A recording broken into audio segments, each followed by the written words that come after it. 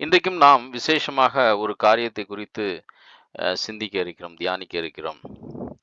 பூர்வ மாணவிகளை சிந்திக்க வேண்டாம் என்கின்ற தலைப்பிலே ஏசாயா 28, 21 வசனத்தை இப்பொழுது வாசிக்க கேட்போம். ஏசாயா 28, 21. ம். கர்த்தர் தமது கிரியையாகிய அபூர்வமான கிரியையை செய்யவும், ம். தமது வேலையாகிய அபூர்வமான வேலையை நிறைவேற்றவும், ம். அவர் பெராத்சீம் மலையிலே எழும்பினது போல எழும்பி, ஓகே, போதும். கிபியோனின் பள்ளத்தாக்கிலே கோபம் கொண்டது போல கோபம் கொள்வார். ஓகே. இங்கே 2 காரியங்களை குறித்து நாம் தியானிக்க இருக்கிறோம். ஆண்டவர் இந்த வசனத்துல அழகா சொல்றாரு, கர்த்தர் தமது அபூர்வமான கிரியையை நிறைவேற்றவும், தனது வேலையாகிய அபூர்வமான வேலையை செய்யவும், பெராத்தீம் பெராத்சீம் மலையிலே எழும்பினது போல எழும்பி. இந்த வசனத்துல கொஞ்சம் கவனிச்சீங்கன்னா, நம்முடைய வாழ்க்கையில நமக்கு நிறைய ஆசைகள், விருப்பங்கள்லாம் உண்டு தேவனிடத்தில். ஆண்டவரே, கர்த்தருக்காக நான் காத்திருக்கிறேன். எனக்கு ஏதாவது ஸ்பெஷலா என் வாழ்க்கையில ஒண்ணு நடக்கணும். இதுவரை நான் அனுபவிக்காத, இதுவரை என்னுடைய வாழ்க்கையில நடக்காத ஒரு ஆசீர்வாதத்தை நான் பார்க்கணும். ஒரு நன்மையை பார்க்கணும். அப்படிங்கிற ஆசை எல்லாருக்குமே உள்ளத்துல இருக்கு. இதுவரைக்கும் என் வாழ்க்கையில அல்லது மற்றவர்கள் வாழ்க்கையில நடக்காத ஒரு காரியங்கள், ஒரு அற்புதம் யார் வாழ்க்கையிலும் செய்யப்பட்டதே கிடையாது. ஆனா என் வாழ்க்கையில ஆண்டவர் செய்யணும் அப்படின்னு நம்ம எதிர்பார்க்கிறோம். ஆனா அபூர்வமான காரியங்கள் நம்முடைய வாழ்க்கையில நடக்கணும். ஆச்சரியமான காரியங்கள் நடக்கணும்னு நம்ம எல்லாருமே நினைக்கிறோம். சில நேரத்துல நம்ம கூட நினைப்போம். எனக்கு நடக்கக்கூடிய அந்த அற்புதத்தை பார்த்து மத்தவங்க என்ன செய்யணும்? வாய் பழக்கணும். அப்ப அபூர்வமான காரியங்கள் நம்முடைய வாழ்க்கையில நினைக்கிறது தப்பு இல்ல. ஆனா அபூர்வம் என்றால் என்ன? அபூர்வம்னா என்னன்னா ரேரா யாருக்குமே நடக்காது. யூனிக்ன்னு சொல்லுவாங்க. இதுவரைக்கும் அப்படி ஒன்று நடந்திருக்காது. வேற ஒரு காரியமும் கிடையாது. இதுவரைக்கும் எதிர்பார்க்காதது. அதான் அபூர்வம். இப்ப இங்கிலாந்துல கோஹின்னு ஒரு வைரம் இருக்குது. அந்த மாதிரி ஒரு வைரம் இதுவரைக்கும் உலகத்துல எங்கேயுமே கிடையாது. ஒண்ணே ஒண்ணுதான். இங்கிலாந்து இளவரசியோட ராணியோட அந்த கிரீடத்துல இருக்குது. அப்ப நம்முடைய ஆண்டவர் சொல்லும்போது, கர்த்தர் தமது வேலை ஆகிய அபூர்வமான வேலை. அவருடைய வேலையே என்னன்னா அபூர்வமான வேலையை செய்வதுதான் அவருடைய வேலை.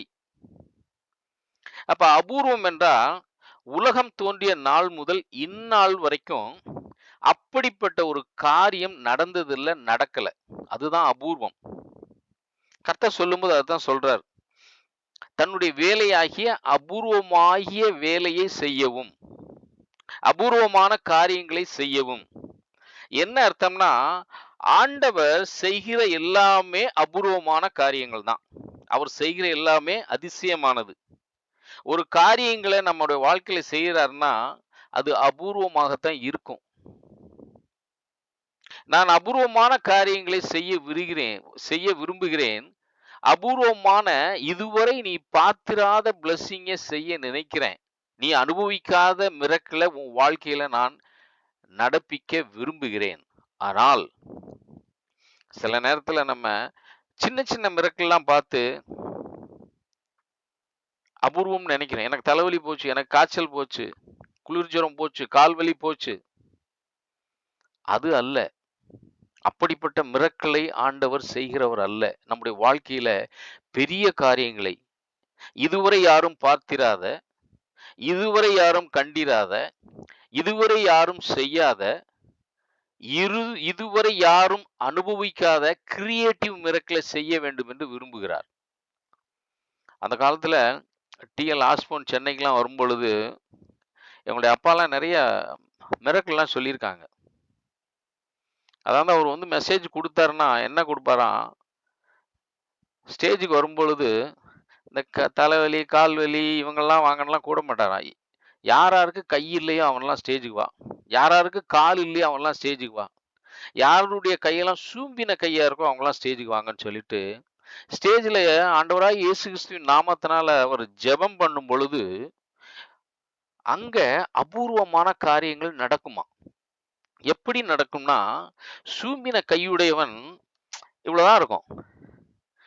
அப்படியே என்னையம்மா ரத்தமும் சதையுமாக அந்த கை அப்படியே வளர்ந்து வருமாம். வளர்ந்து வந்து இந்த கைக்கு ஈக்குவலா அப்படியே கை வந்து விரல்கள்லாம் வந்து அப்படியே கரெக்ட்டா இருக்குமாம். கால் இல்லாதவனுடைய 2 காலுமே ஆக்சிடென்ட் ஆயிருக்கும். அந்த கால்கள் அப்படியே ரத்தமும், சதையுமாக, எலும்புமாக அப்படியே வளர்ந்து வருமாம் ஸ்பாட்லயே.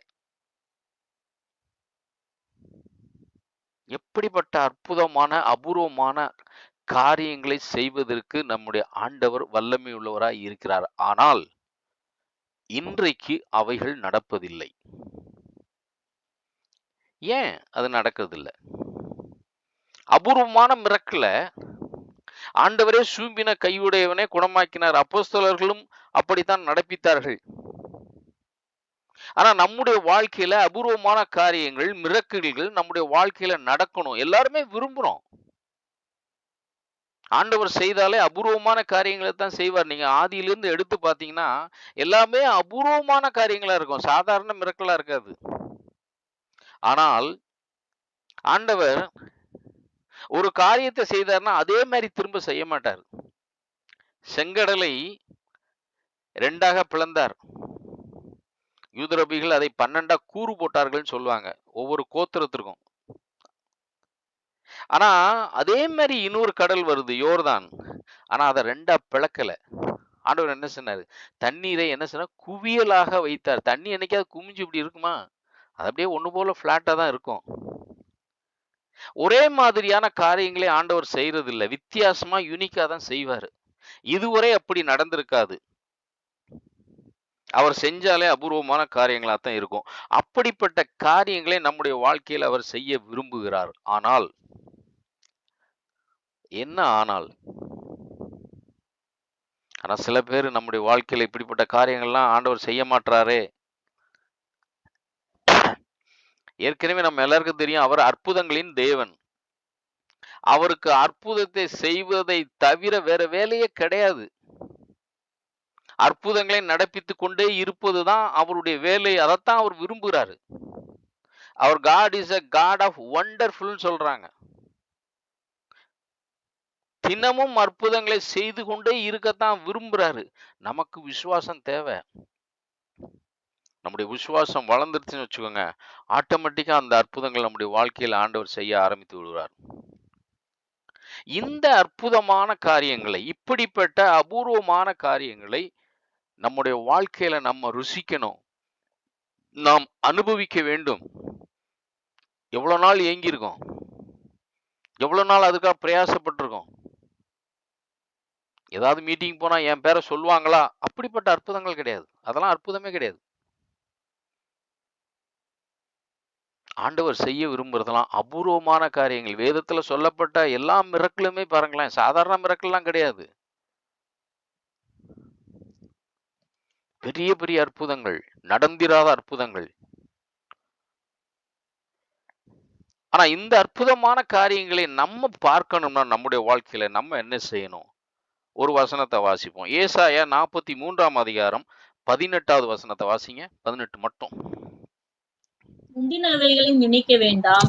பூர்வமானவைகளை சிந்திக்க வேண்டாம். முந்தினவைகளை நினைக்க வேண்டாம். பூர்வமானவைகளை சிந்திக்க வேண்டாம். நம்ம எத நினைக்கிறோம்? எத சிந்திக்கிறோம்? அதுல தான் இருக்குங்க அற்புதம். எதை நினைத்துக் கொண்டே இருக்கிறோம்? எதை நம்ம சிந்தித்துக் கொண்டே இருக்கிறோம்? எதை கூர்ந்து கவனித்துக் கொண்டே இருக்கிறோம்? அங்கதான் அபூர்வமான காரியங்கள் நடப்பதற்கான வாய்ப்புகள் இருக்குது. பூர்வீகம்னா என்ன? பூர்வீகம்னா என்னன்னா, ஆதியிலிருந்து நேற்று வரை நடந்தது எல்லாமே பூர்வீகம். ஆதியிலிருந்து நேற்று வரை நடந்தது பூர்வீகம். அப்ப அபூர்வம்னா என்ன? ஆதியிலிருந்து நேற்று வரை, இல்லன்னா இன்னைக்கு வரை, இப்ப வரை நடக்காதது நடந்தால் அதற்கு பேர் என்னது? பூர்வீகம். அபூர்வம். ஆதியிலிருந்து இப்போ வரைக்கும் நடந்தது பூர்வீகம், பூர்வம். ஆனா ஆதியிலிருந்து நேற்று வரை நடக்காதது ஒன்று நம்முடைய வாழ்க்கையில் நடந்தா அதுக்கு பேரு அபூர்வம். அப்படி என்றால் நம்முடைய வாழ்க்கையில ஆதியிலிருந்து இன்று வரைக்கும் நடக்காத காரியங்கள் நடக்கணும்னா, ஆதியிலிருந்து இதுவரைக்கும் நடந்த காரியங்களை நாம் மறந்தே ஆக வேண்டும். பூர்வமானவைகளை சிந்திக்காதீங்க. நினைக்காதீங்க. என் வாழ்க்கையில அது நடந்துச்சு, இது நடந்துச்சு. இதுவரை ஆதி நல்ல அற்புதத்தை நீங்கள் பார்க்க விரும்பினால், ஆதியிலிருந்து இதுவரை நடந்தவற்றை நீங்க யோசித்து, யோசித்து, யோசித்துட்டே இருந்தீங்கன்னா, சிந்திச்சுக்கிட்டே இருந்தீங்கன்னா, நடக்காது. எதுவுமே நடக்காது. அவைகளை நாம் மறக்க வேண்டும். அபூர்வமானவைகளை பெற வேண்டும் என்று சொன்னால், பூர்வமானவைகளை நாம் மறந்தே ஆக வேண்டும். எதை மறக்கணும்? பூர்வமானவைகளை. ஆதியிலிருந்து இதுவரை நடந்ததை மறக்கணும். அவன் அப்படித்தான் பண்ணிட்டான் பிரதர், இவன் அப்படி பண்ணிட்டான் பிரதர். மறக்க முடியல பிரதர். மறக்க முடியலன்னா ஒதுங்கிடுங்க. தூசியை தட்டுற மாதிரி தட்டி விட்டு போயிட்டே இருங்க. எதுக்கு அதை பத்தி யோசித்து சிந்திச்சு? தமிழ்ல நிறைய வார்த்தைகளுக்கு ஆனா சேர்த்தீங்கன்னா எதிர்ப்பதமாயிரும். விசுவாசம் ஆ சேர்த்தீங்கன்னா அவிசுவாசம். விசுவாசி ஆ சேர்த்தீங்கன்னா அவிசுவாசி. ஜாக்கிரதை அஜாக்கிரதை. பூர்வம் அபூர்வம். இந்த பூர்வம் உங்களுடைய வாழ்க்கையை விட்டு போயிடுச்சுன்னா, அபூர்வம் உங்களுடைய வாழ்க்கைக்கு உள்ளே வந்துவிடும். அதைத்தான் வேதம் சொல்லுது. ஏசாயா 43:18 சொல்லுது, முந்தினவைகளை நினைக்க வேண்டாம். கூடி கூடி பேசுவாங்க வீட்டுல. பழையதெல்லாம் போட்டு பேசி பேசி பேசி பேசின உடனே சிந்திக்க ஆரம்பிச்சிருவாங்க.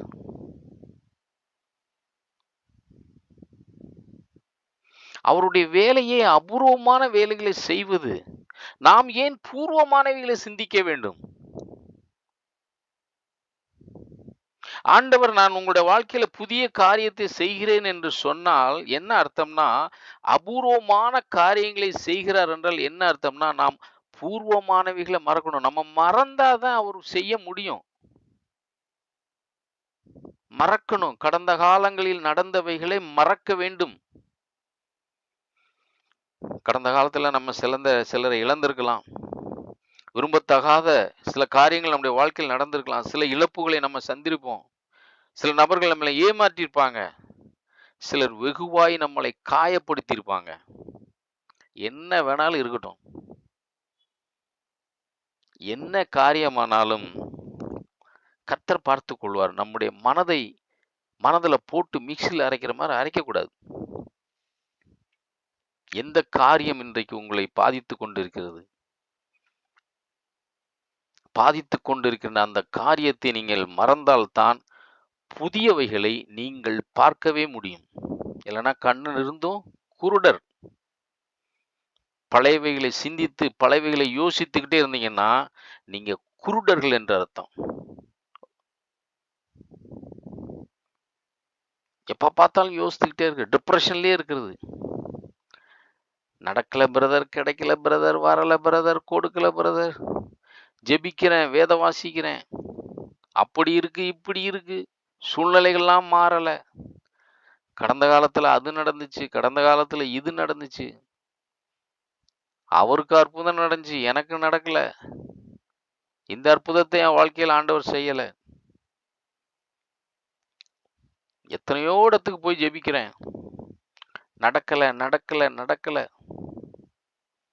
எல்லாவற்றையும் மூட்டை கட்டி அப்படியே ஓரமா வச்சாதான் நீங்கள் புதியவைகளை பார்க்க முடியும். ஒரே ஒரு எக்ஸாம்பிள் சொல்றேன். வீட்டுல பழைய ட்ரெஸ் எல்லாம் எடுத்து எடுத்து எடுத்து வெளியில அனுப்பிச்சுக்கிட்டே இருங்களேன். பழைய குப்பைகள்லாம் வீட்டுல புது திங்ஸா இருந்துகிட்டே இருக்கும். உங்களுக்கே தெரியாது எங்க இருந்து வருது, எப்படி வருதுன்னே தெரியாது. நான் அனுபவிச்சுட்டு இருக்கேன், சொல்றேன். என் வேலையே அனுப்புற வேலை தான். அவ்வளவு திங்ஸ் எல்லாம் வீட்டுல வைக்க மாட்டேன். புதுசா ஒரு 5 பேண்ட் கிடைக்குதா, ஒரு பேண்ட் தேவைக்கு வச்சுக்கிட்டு 4 பேண்ட்டை கொடுத்துடணும்.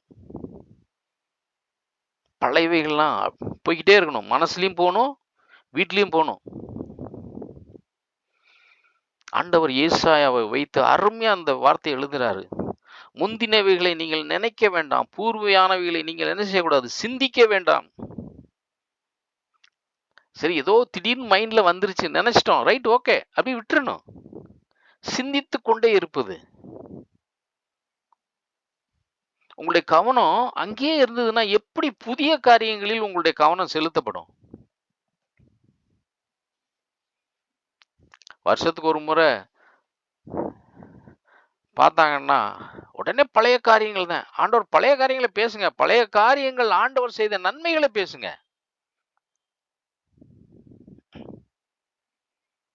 ஆண்டவர் அடுத்த வசனம் சொல்றாரு, இதோ நான் புதிய காரியத்தை செய்கிறேன், இப்பொழுதே அது தோன்றும், நீங்கள் அதை அறியீர்களா? நான் வனாந்தரத்திலே வழியையும் அவாந்தர வெளியிலே ஆறுகளையும் உண்டாக்குவேன். இதை நீங்க பொது மொழிபெயர்ப்பு பைபிள்ல படிச்சீங்கன்னா அழகா இருக்கும். நான் வாசிக்கிறேன். முன்பு நடந்தவற்றை மறந்து விடுங்கள். 1 வருடம் 2 வருடம் உள்ளே வச்சிருக்கிறது, பல வருடமா உள்ள வச்சு போட்டு அரைச்சிக்கிட்டே இருக்குது. பண்ணிட்டான், செஞ்சுட்டான், அபகரிச்சிட்டான், தூக்கிட்டு போயிட்டான், கொள்ளையடிச்சிட்டான். அடுத்த அதிலேயே சொல்லுது, முற்கால நிகழ்ச்சிகள் பற்றி சிந்திக்காதீர்கள். முற்காலத்துல நடந்தவைகளை பற்றி சிந்திக்காதீங்க. இதோ புதிய செயல் ஒன்றை நான் செய்திருக்கிறேன். ஆல்ரெடி உங்களுக்கு நான் செஞ்சிட்டேன். இப்பொழுதே அது தோன்றிவிட்டது. நீங்கள் அதை என்ன செய்யணுமா? கூர்ந்து கவனிக்கவில்லையா? உங்க கவனம் தான் வேற இடத்துல இருக்க. ஆண்டவர் செஞ்ச புதிய காரியத்தை, ஆண்டவர் செஞ்ச நன்மைகளை, அதை கூர்ந்து கவனிக்கிறது தான் உங்க மைண்டே இல்லையே. பழைய மைண்ட்ல இருக்கு. கர்த்தர் நமக்கு இனிமே அற்புதம் செய்யணும்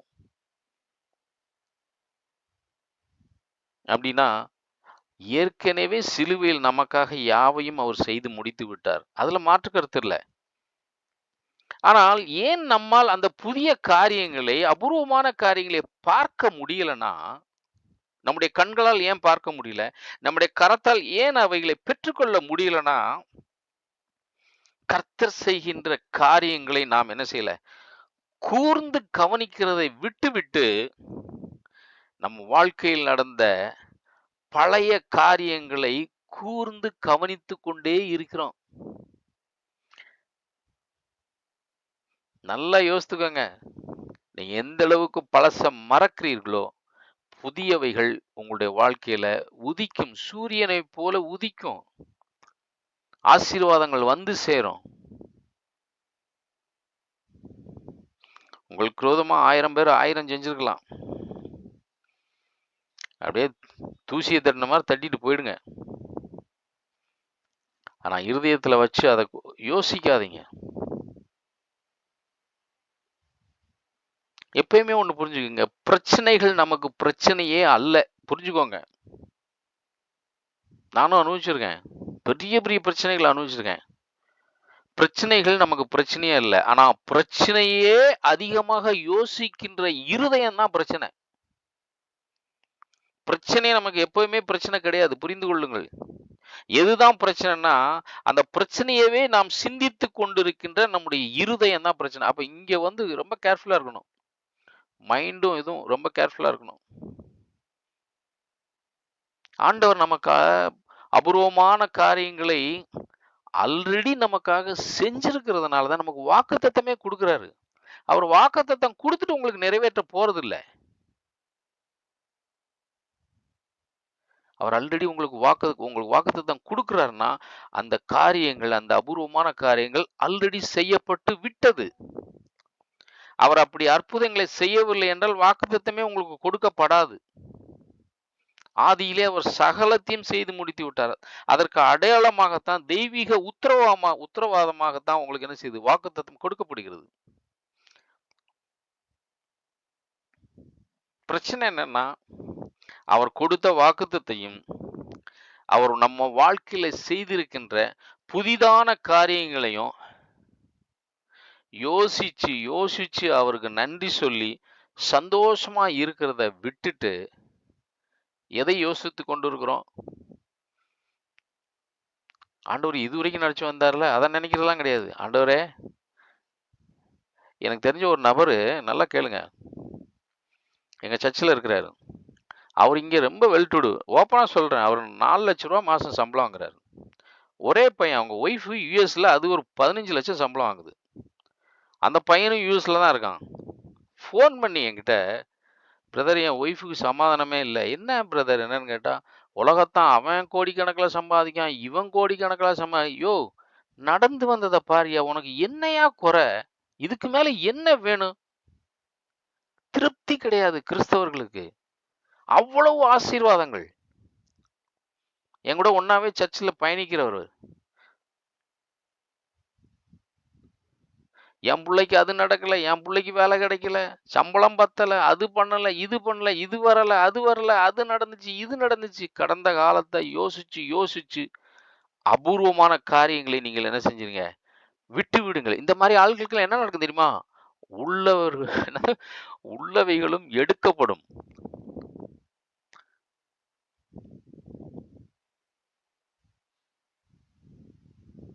கர்த்தர் நமக்காக ஏராளமான காரியங்களை செய்து வைத்திருக்கிறார். ஏன் பார்க்க முடியலன்னு சொன்னா, பழையவைகளை நாம் பேசிக்கொண்டு, சிந்தித்துக்கொண்டு, கூர்ந்து கவனித்துக் கொண்டு, அதை யோசித்துக் கொண்டே இருக்கிறோம். அதுதான் உண்மை.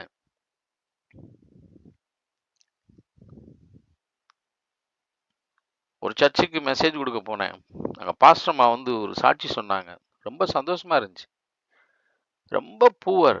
சர்ச்செல்லாம் ரொம்ப ஏழ்மையில ஏழ்மையில இருக்கு. கர்த்தர் எப்படி நடத்தி வந்தார்ன்னு சொன்னாங்க.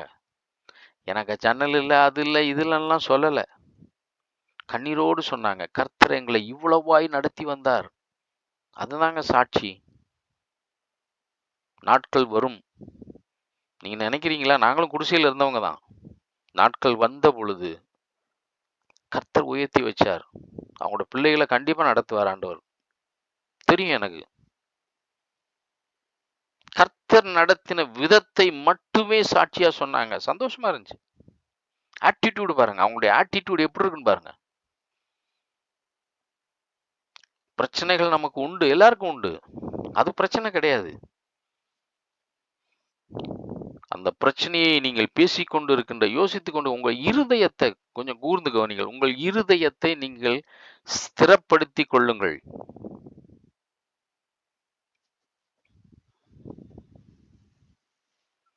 தோண்டி, தோண்டி, தோண்டி, தோண்டி பெருசா யோசிக்க கூடாது. விட்டுறணும். இன்றிலிருந்து ஆண்டவர் உங்களோட வாழ்க்கையில புதிதான காரியங்களை, வாசல்களை திறக்க ஆரம்பிப்பார். மறந்துட்டு ரிலாக்ஸா இருங்க. சில வீட்ல வீடே வந்து உள்ள போனீங்கன்னா, அதனுடைய அட்மாஸ்பியரே ஒரு மாரி இருள் அடைஞ்ச மாரி இருக்கும். எனக்கெல்லாம் நல்லா தெரியும். சில வீட்டுக்குலாம் போம்போது, இந்த வீட்டுக்குள்ள ஏதோ இருக்கு. ஒரு மாரி இருக்கும். சில வீட்டுக்கு போனா ஓப்பனா இருக்கும். அப்படியே ஃப்ரீயா இருக்கும். ஏன்னா, அவங்க இந்த மாரி இருதயத்துல நிறைய காரியங்களை போட்டு அடைச்சு, அரைச்சு அந்த வீட்டினுடைய அட்மாஸ்பியரே மாத்திருவாங்க. வீட்ல பிரச்சனை இல்ல. நம்முடைய இருதயம் தான் பிரச்சனை. நம்முடைய இருதயம் இருள் அடைந்து விடும். பூர்வமானவைகளை சிந்திக்க கூடாது, யோசிக்க கூடாது. கொஞ்சம் நம்மளை நாமே யோசிங்க. வீட்டை துக்கம் நிறைந்த வீடா நம்ம மாற்றிறக்கூடாது. வீட்ல நல்ல பாடல்கள் ஓடணும். ஃபோன்லயே உட்காரக்கூடாது. ஃபோன்ல உட்கார்ந்தீங்கன்னா வீடு சைலண்ட் ஆயிரும். அப்படியே சைலண்டா இருக்கும் நாறி போகும். சண்டை வந்து அப்படியே பிரச்சனை ஆயிரும். சந்தோஷமா இருக்க பழகுங்க. வீட்டின் சூழ்நிலைய மாத்துங்க. உட்கார்ந்து பேசுங்க. நல்லா ஜாலியா ஃபேமிலியோட உட்கார்ந்து அந்த மாரி பேசிட்டு பழசெல்லாம் பேசாதீங்க. ஆண்டவர் செய்த நன்மைகளை பேசுங்க. வேதத்தை குறித்து ஏதாவது பேசுங்க. நல்ல பாடல்களை பாடுங்க. அட்மாஸ்பியர மாத்துங்க. உங்கள் பழைய காரியங்களை தூக்கி தூர வையுங்கள்.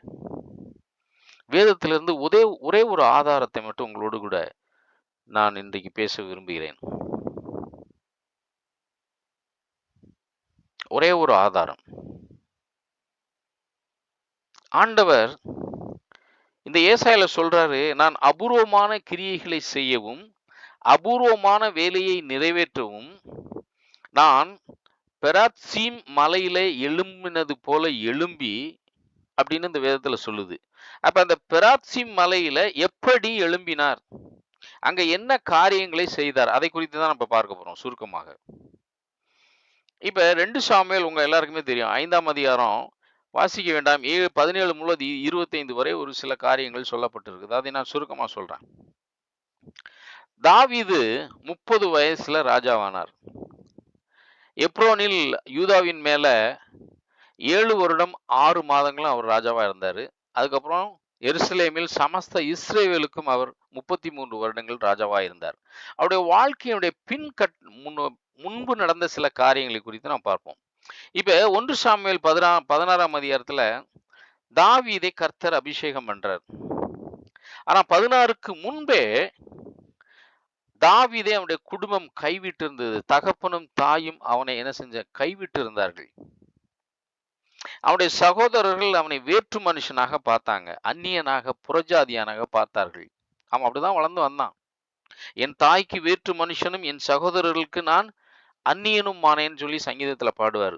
அவர் அப்படிதான் ட்ரீட் பண்ணி வச்சிருந்தாங்க. அவர் செஞ்ச வேலை ஆடு மேய்க்கிற வேலை. ஆனா அவர் அவ்வளவு கஷ்டப்பட்டு நடந்து வந்தாரு. ஆண்டவருக்கு உண்மையா இருந்தார். அவருடைய வாழ்க்கையில எந்த ஒரு பிரேக் த்ரூவுமே நடக்கல. எந்த ஒரு நல்ல காரியமுமே நடக்கல.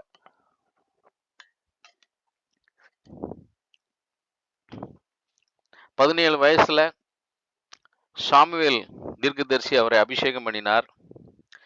அப்பவாது ஏதாவது நல்லது நடக்கும்னு பார்த்தா ஒண்ணுமே நடக்கல. சாமுவேல் அபிஷேகம் பண்ணிட்டு அவர் வீட்டுக்கு போயிட்டாரு. ஜனங்களும் இவரை விட்டுட்டு அவங்கவங்க வீட்டுக்கு போயிட்டாங்க. தாவீது திரும்பவும் ஆடு மேய்க்கிற வேலைக்கு தான் போக வேண்டியதாகி போச்சு. ராஜாவாக அபிஷேகம் பண்ணியும் ஒண்ணுமே நடக்கல. அப்புறம் 17ஆம் அதிகாரத்துல பாத்தீங்கன்னா கோலியாத்தை அவன் வீழ்த்துகிறான், கொல்றான். எல்லாரும் பிரைஸ் பண்றாங்க. சவுல் கொன்றது 1000, தாவீது கொன்றது 16,000 சொல்லி எல்லாருமே வந்து பிரைஸ் பண்றாங்க. ஏதாவது நடக்கும்னு பார்த்தா அங்கேயுமே ஒன்றுமே நடக்கல. திரும்பவும் ஆடு மேய்க்கிற வேலைக்கு தான் போறான். திரும்பவும் கர்த்தருடைய பெரிதான கிருபையினால சவுலுக்கு ஆயுததாரியாக அவன் சேர்றான். அரண்மனையிலேயே ஆயுததாரின்னா என்னன்னா பட்டயத்தை தூக்கி கொண்டு செல்கிற வேலை. சவுல் எங்கெல்லாம் போறானோ அவனுடைய ஆயுதத்தை தூக்கிக்கிட்டு போகணும், கூடயே போகணும். இவனே ஒரு பெரிய பராக்கிரமசாலி, கோலியாத்தை கொண்டவன். ஆனா ஒரு கையில பட்டயமும் இன்னொரு கையில கேடயத்தை பிடிச்சாருன்னா தாவீது வந்து எவ்வளவு பெரிய சேனையாலும் உள்ள பூந்து அந்த சைடு வர்ற ஒரு பெரிய ஆளு. உமாலே ஒரு சேனைக்குள் பாய்வேன்னு சொல்ற ஆளு. பெரிய படையே நின்னாலும் பயப்பட மாட்டாப்ல. வாள் எடுத்து வீசினாருன்னா பட்டயம் பறக்குமா. பெரிய பராக்கிரமசாலி. ஆனா இன்றைக்கு இப்ப அவருடைய நிலைமை வந்து பட்டயத்தை தூக்கிக்கிட்டு போற வேலை. யோசிச்சு பாருங்க. அவர் என்ன நினைச்சிருப்பாரு? கோலியாத்து வந்தபோது இந்த சவுலு வீட்டை விட்டு வெளியே வரல. இவனுக்கு நான் என்ன செய்ய வேண்டியது இருக்கு? இப்ப பட்டயத்தை தூக்கிட்டு இவன் பின்னாடி போக வேண்டியது இருக்கு. ஆனா அவனுடைய வாழ்க்கையில எதுவுமே நடக்கல. இதுதான் சூழ்நிலை, தாவீதோட சூழ்நிலை. கோலியாத்தை கொன்னும் ஒண்ணும் நடக்கல. ஒண்ணும் பெருசா நடக்கல. அடுத்து சவுல் தன்னுடைய மகளை திருமணம் செய்து வைக்கிறான். இப்ப சவுலுக்கு மருமகன் ராயல் ஃபேமிலியில உள்ள போயிட்டாரு. ஆனா ஒன்றுமே நடக்கல. இருக்க இருக்க நிலைமை மோசமாத்தான் போகுது. வாழ்க்கை தரம் உயரவே கிடையாது.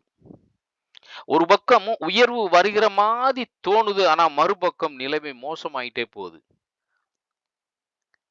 ஏன்னா சவுல்கிட்ட போனதுக்கு அப்புறம் தான் சவுல் இவன் என்ன செய்யறான்? கொலை செய்யவே தேடுறான். அவன் ராணுவம் தேடுது, மக்கள் தேடுது, பெலிஸ்தியர்கள் தேடுகிறார்கள், அம்மோனியர்கள் தேடுகிறார்கள், மோவாபியர்கள், சீரியர்கள், அமலேக்கியர்கள், மொத்த படையும் அவனை கொலை செய்ய தேடுகிறது. சவுலின் மருமகன். அதற்கப்புறம் எப்ரோனில யூதா கோத்திரத்துக்கு ராஜாவாகிறாரு. அப்பவும் ஒன்றும் நடக்கல.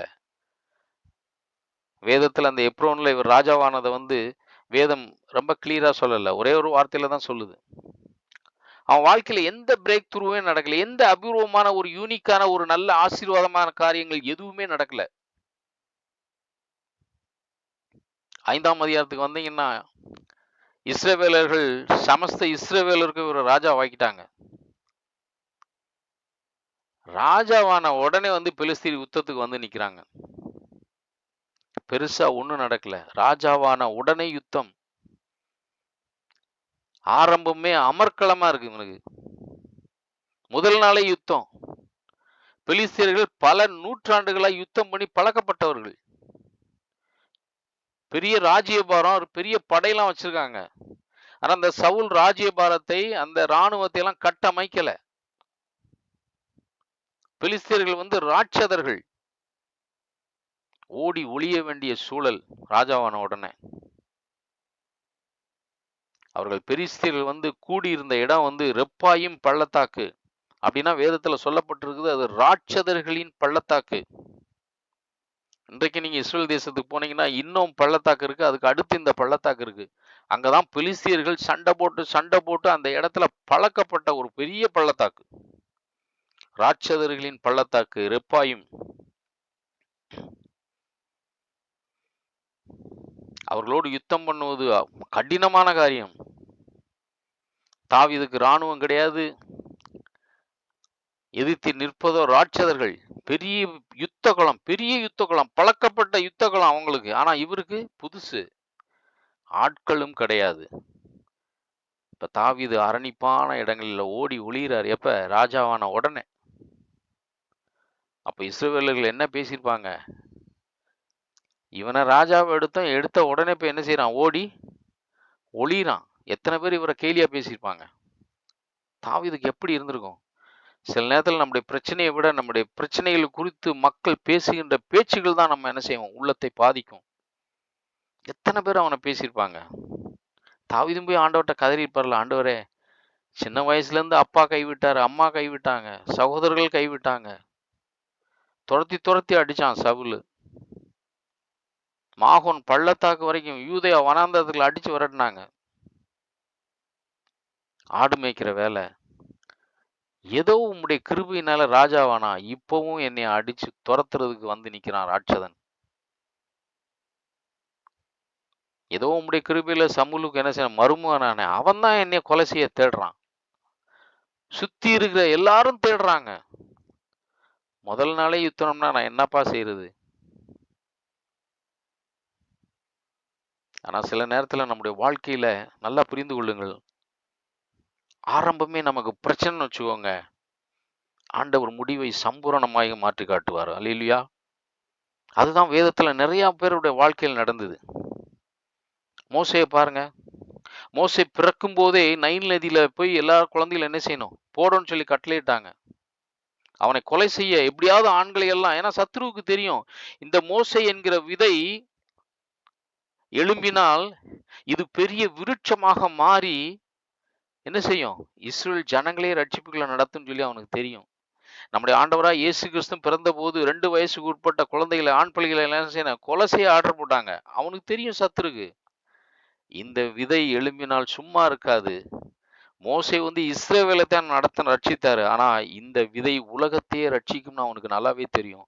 அதனால இந்த தாவீதுக்கு முதல் நாளே ராஜாவான உடனே ஆரம்பமே பிரச்சனை. ஆனா ஆண்டவர் முடிவை சம்பூரணமாய் மாற்றி காட்டினார். எப்படி தெரியுமா? நீங்க இஸ்ரேல் தேசத்தை கூட பாத்தீங்கன்னா, ஹிஸ்டரியில் 1948 சுதந்திரம் வாங்கிச்சு. சுதந்திரம் வாங்குறாங்க, ஐநா சொல்றாங்க, மறுநாளே இதுக்கு வந்துட்டாங்க, சண்டைக்கு வந்துட்டாங்க. 5-6 கண்ட்ரிகள்லாம் சேர்ந்து கடைசியில் இந்த யுத்தத்துல இஸ்ரேலர்கள் தான் ஜெயிச்சாங்க. அவங்கள்ட்ட படை கிடையாது, ஒண்ணுமே கிடையாது. அவங்கள்ட்ட தளபதி கிடையாது, வெப்பன்ஸ் கிடையாது, ஒண்ணுமே கிடையாது. அதனால ஆரம்பம் நமக்கு தடையா இருந்தால் நல்லா கவனிச்சுக்கோங்க. எங்கேயாவது போகும்போது பூனை குறுக்க வந்துச்சு, ஏதாவது தடை இருந்துச்சுன்னா நமக்கு அது நல்ல சகுனம்னு புரிந்து கொள்ளுங்கள். முடிவை சம்பூரணமே கர்த்தர் மாற்றி காட்டுவார். இப்ப ஆண்டவர்கிட்ட போய் தாவீது கேட்கிறாரு, ஆண்டவரே, நான் யுத்தம் பண்ண போலாமா? ஆண்டவர் சொல்றாரு, நீ போ. இப்ப போய் தாவீது யுத்தம் பண்றாரு. யுத்தம் பண்ணி அந்த இடத்துல வெற்றி பெற்று அந்த இடத்திற்கு பேர் வைக்கிறார், பாகால் பிராசிம். யுத்தம் பண்ணிட்டு அந்த இடத்துக்கு பேர் வச்சுட்டு சாட்சி சொல்றாரு. பாத்தீங்களா, என் தேவன் சத்துருக்களை எல்லாம் தண்ணீரை போல என்ன செஞ்சாரு? உடைந்து ஓட பண்ணினார். வீட்டுக்கு வந்துருக்கான், மறுநாள் திரும்ப ஒரு ராட்சதர்கள் நின்ட்டாங்க. பெலிஸ்தர்கள் யுத்தத்துக்கு வந்துட்டாங்க. சில சமயங்கள் நம்ம வீட்டுல சர்ச்சில் சாட்சி சொல்லிட்டு வீட்டுக்கு வருவோம், வீட்டுக்கு வந்தா பெரிய பிரச்சனை காத்திருக்கும். அந்த மாதிரி நேத்து தான் சாட்சி சொன்னான், ஆனா இன்றைக்கு தாவீதுக்கு எப்படி இருக்கும்? முழுக்க ஃபுல்லா பிரச்சனைங்க தாவீதுக்கு. கொஞ்சம் நஞ்ச பிரச்சனை கிடையாது. அவ்வளவு மத்தியிலும் அவன் கர்த்தருக்காய் நின்னான். இப்ப 2வது முறை அவர்கள் இதுக்கு வந்துட்டாங்க. சண்டைக்கு வந்துட்டாங்க. இப்ப ஆண்டவர்ட்ட போய் கேட்கிறான். ஆண்டவர் சொல்றாரு. புலம்பி அழுகுறான். இவ்வளவு பிரச்சனை என்ன செய்ய? கடந்த காலத்தை நினைத்து அழுகுறான். நேத்து தான் ஆண்டவரே சாட்சி சொன்னேன். நேத்து தான் எல்லாம் தண்ணீரை போல ஓடுனாங்க. ஆனா இன்னைக்கு வந்து நிக்கிறானே. ஆண்டவர் சொன்னாரு, முதல்ல இந்த முசுக்கொட்டை செடியின் கீழே நீ நிக்காத. இந்த முசுக்கொட்டை மரம்னா என்னன்னு தெரியுமா உங்களுக்கு? அந்த மரம் 15லிருந்து 30 அடி உயரம் வளரும். அதுல உள்ள இலைகள்லாம் பெரிய பெரிய இலைகளா இருக்கும். நிறைய முட்கள் இருக்கும் அதுல. இப்ப காத்துல அந்த இலைகள் ஆடும் பொழுது அந்த முட்கள் அந்த இலைகள்ல குத்தும் நல்லா. குத்தும் பொழுது அந்த இலையிலிருந்து பியூர் ஒயிட்ல அப்படியே சொட்டு சொட்டா தண்ணீர் கீழே விழும். அதை பார்க்கும் பொழுது அந்த மரமே அழுவது போல இருக்கும். அதனால அந்த முசுக்கொட்டை செடி இருக்கிற இடத்தை என்ன சொல்லுவாங்கன்னா, த பிளேஸ் ஆஃப் வீப்பிங் சொல்லுவாங்க. அழுகையின் ஸ்தலம். அந்த மரமானது அந்த இலையில அந்த முள்ளுகள் குத்தும் பொழுது வருகின்ற தண்ணீர் எப்படி நம்முடைய கண்கள்ல இருந்து கண்ணீர் உழுகுதோ அதே போல அந்த இருக்குமா. இப்ப அந்த மரத்தின் கீழே நின்னு பார்த்துக்கிட்டு இருக்கான். ஆண்டவர் சொல்றாரு. எல்லாரும் சொல்றாங்க தாவீத பார்த்து, மரத்தை பார்த்தியா அழுகுது. தாவீது சொல்றான், மரம் மட்டும் அழுகலப்பா, நானும் அழுதுகிட்டு தான் இருக்கேன். வந்துட்டாங்க, வந்து நிக்கிறாங்க. ஆண்டவர் சொல்றாரு, நீ முதல்ல இந்த முசுக்கோட்டை செடியின் கீழே நீ நிக்காத. நீ இங்கிருந்து நேர போய் சண்டை போட வேணாம். அவர்களை சுற்றி கொண்டு நீ என்ன செய்ய? அவர்களுக்கு பின்னாடி போ.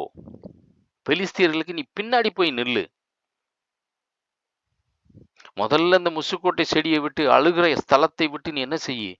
வெளியேறு. முதல்ல அங்கிட்டு போ. நீ இடத்த காலி பண்ணு.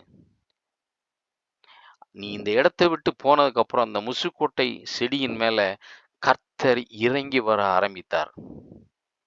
அவர் அதன் மேல நடந்து வருகிற இரைச்சலான அந்த சத்தம், அந்த சேனையின் சத்தம் உனக்கு கேட்கும். அப்ப எழுந்து பெலிஸ்தீருக்கு பின்பாக நீ எழுந்து என்ன செய்ய? போனேன்னா நீ அவர்களை என்ன செய்யுது?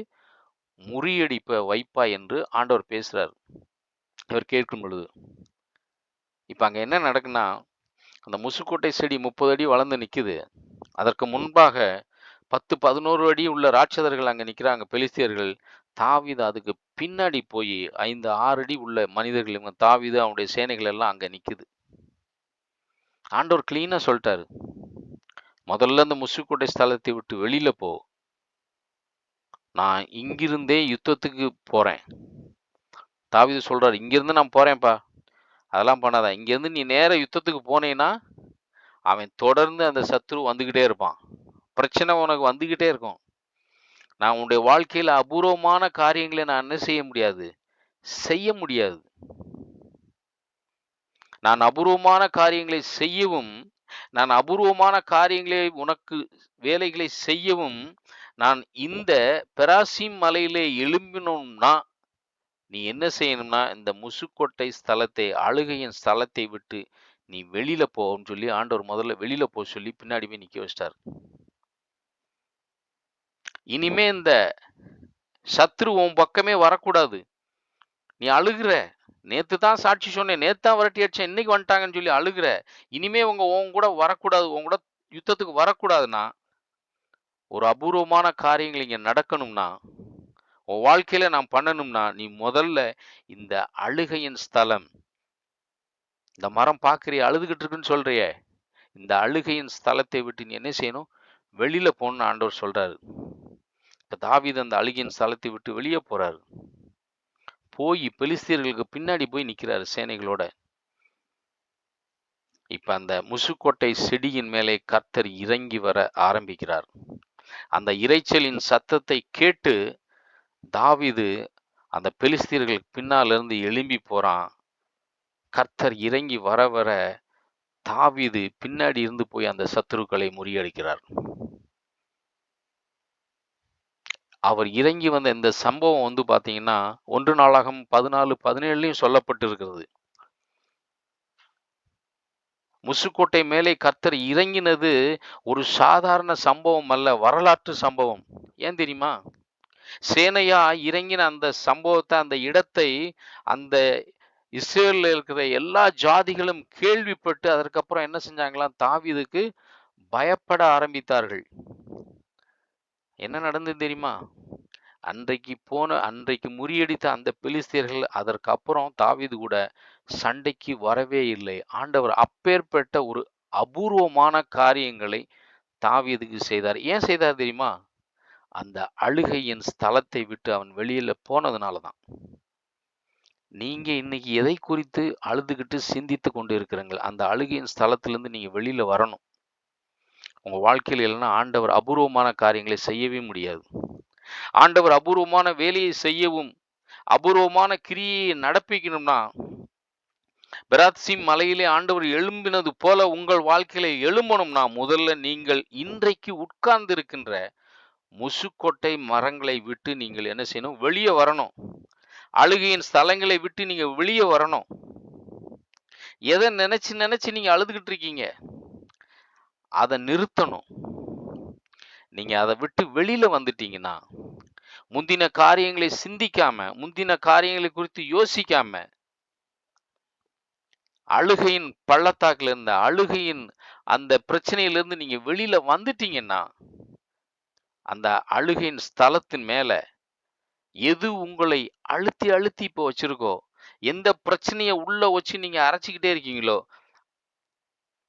அதுல இருந்து நீங்க வெளியில வந்துட்டீங்கன்னா, அந்த அழுகையின் ஸ்தலத்தின் மேல எப்படி கர்த்தர் இறங்கி வந்தாரோ, அதே போல இங்கேயும் ஆண்டவர் உங்கள் பிரச்சனைகள் மத்தியில இறங்கி வர ஆரம்பிப்பார். அப்பதான் நீங்க அபூர்வமான காரியங்களை நீங்க பார்க்க முடியும். எந்த பிரச்சனை உங்களை மனசுல பாதிக்குது, எந்த பிரச்சனை உங்களை அழ வைக்குதோ, அதன் மேலேயே கர்த்தர் இறங்கி வருவார். நீங்கள் செய்ய வேண்டியது அந்த அழுகையின் ஸ்தலத்தை விட்டு வெளியே வருகிற போதுதான். கடன் பிரச்சனை, அழுகையை நிப்பாட்டுங்க. கர்த்தரே அந்த கடன் பிரச்சனையை டேக் ஓவர் பண்ணுவார். வேலை காரியம் அழுகிறத நிப்பாட்டுங்க. அவரே அந்த காரியத்தை கரத்தில் எடுப்பார். ஊழியத்துல அழுக, அவரே ஊழியத்தை டேக் ஓவர் பண்ணி நடத்துவார். எந்த பிரச்சனை அள வைக்குதோ அதுல இருந்து முதல்ல வெளியே வாங்க. கர்த்தர் அதன் மத்தியில இறங்கி காரியத்தை நடப்பிப்பார்.